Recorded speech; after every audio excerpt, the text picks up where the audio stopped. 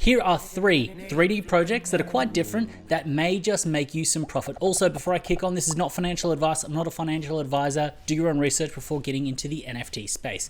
First up is Sadbots. Now, Sadbots has amazing production values and production qualities when it comes down to their promos. They've branded themselves very well, and it looks like it's going to do quite good when it comes down to the mint and secondary market. The reason that I say that is that there's a lot of hype building, the quality of the projects are great, and there's a bunch of people talking about it. 8,888 will be sold, but there is no mint price just yet, and it kind of makes sense with ETH kind of bouncing around at the moment when it comes down to mint price. When it comes down to the roadmap itself, the roadmap seems pretty vague, nothing too amazing on it, and the art is really kind of pushing this. It says that the 3D files are going to be available for all the holders, commercial rights as you'd get it. Then it's just like exclusive merch, IP building, exclusive airdrops, and then it says they're going to expand into the metaverse, but that's kind of what a lot of projects say these days. When it comes down to the team, I mainly want to touch on the artist. Now, the artist is actually an Australian guy, and it says that he's worked with Louis Vuitton, VW, Lexus, Ford, Toyota. So when you actually have a look for him, you can actually see his past jobs here, which then gives you an idea of the clients that he's actually worked with. So this is Rota Studios, one of the companies that he said he worked for. So when it comes down to his bio saying that he's had all these clients and he's worked for them, he's essentially worked for different agencies that have then had these clients. Now, I'm not saying that's a bad thing. That makes sense because usually with this kind of work, you're not going to have one person take on the entire project. There's going to be lots of different people involved in it, so that kind of makes sense. So please keep that in mind when you are looking at that and you see something like that in the profile. When you come down to Vimeo, you can kind of see some of the other work that he's put out there and essentially have a look at the show reel. Now, when it comes down to the stats, they've got 28,000 people in their Discord, and then on Twitter, they've got 15,000 followers. So this is kind of moving. The drop is sort of mid-Feb, so we've still got another 2 weeks or so for this to kind of build up. So this is well worth getting across to have a look. The art is dope.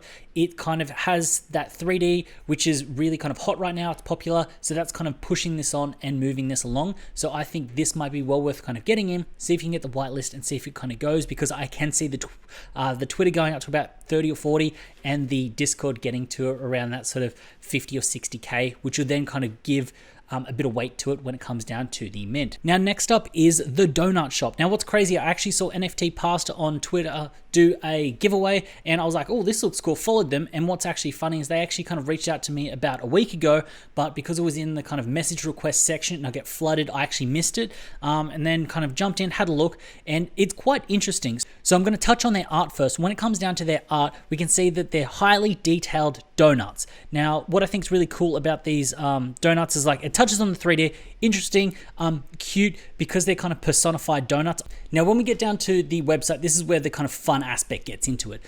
They're going to have 7,777 of them, which is nice because it's under the kind of that 8,000 mark that everyone's kind of running at now.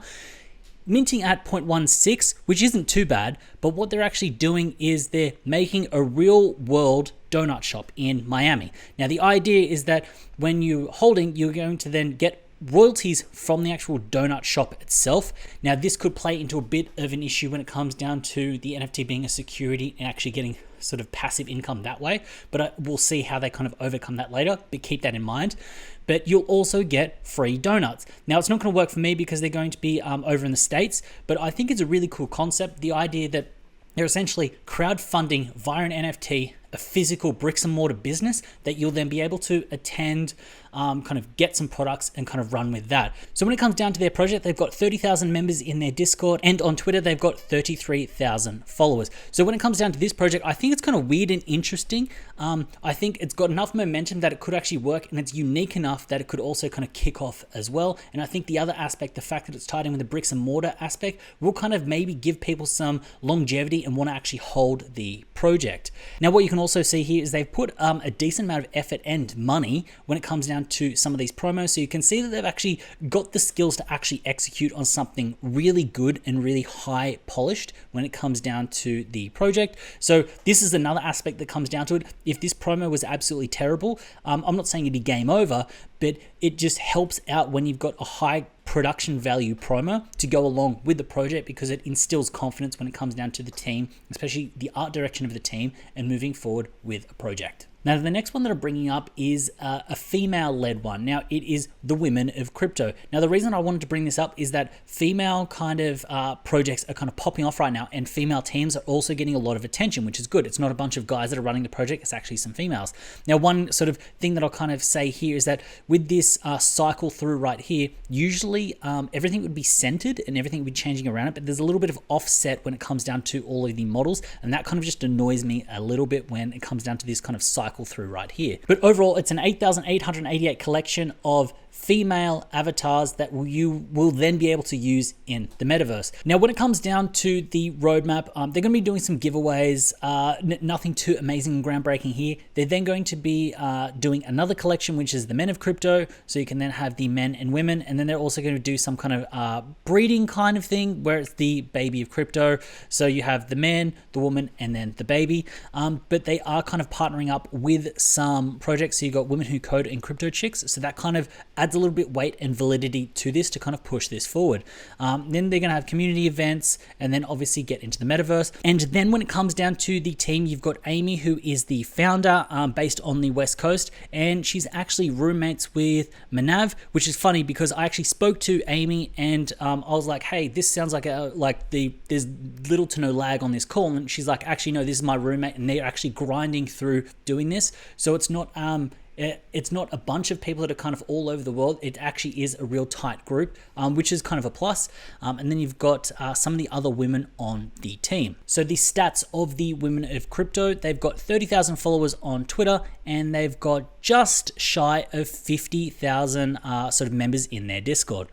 With this project, I am a big fan of the founder, Amy. I think that she's got her head screwed on tight, and she's very personable. So this is the main driving factor for also doing this video, because the fact that it's a female-led kind of project, but I actually did vibe quite well and got good vibes from her as a founder of the project. So that's another aspect for this, because when it comes down to it, if you can kind of get along with the team and you think the team is strong and they've got good intent, then that is a green flag in my eyes. Now, when it comes down to the Women of Crypto, it's actually launching on the 2nd of Feb, so it's coming up really soon. When it comes down to the project as a whole, I'm not too much of a fan of the artwork. The reason that I wanted to bring this up is the fact that we've had this big rise and support of female-led projects, but also females that are injected into the actual art itself. So the way that I look at this project is it's something that you can kind of get across, knowing what the culture is currently happening right now, to then take advantage of it so you can actually kind of bolster your portfolio.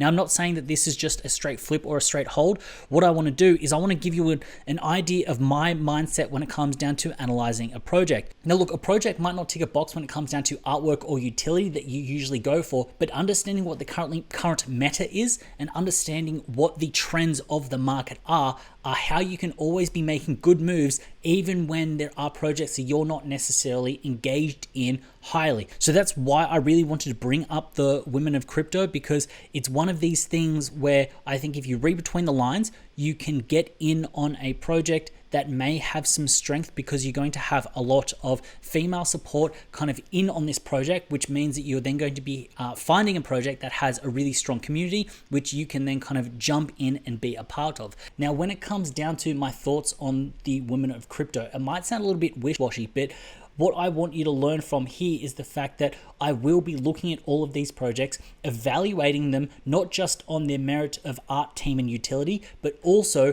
what the current space is doing. Because if you have great art, great team, great utility, but it's not currently what the space is looking at or what the current space is moving towards trend-wise, you're going to have a harder time making those initial gains. So the idea is to know what trends are happening, educate yourself on them, and ensure that you are actually making making moves that correspond with those trends so you can then make better decisions when it comes down to investing in the NFT space.